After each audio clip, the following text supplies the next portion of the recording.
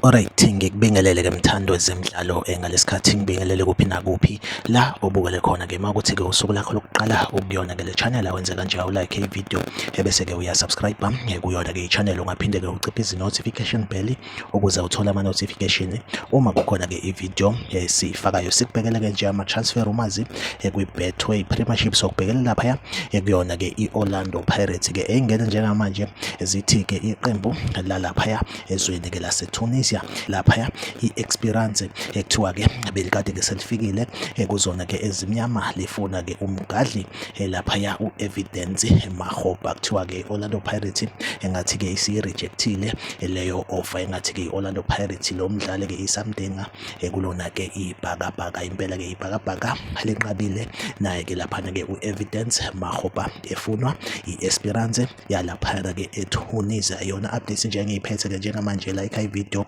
usubscribe kuyona ke i-channel mina nawe ngizohleze ngikhona ngulethele ka ama transfer news kuyona ke i-Betway Premiership. Okwamanje ke i-video ethu ke asibambela nisale kahle.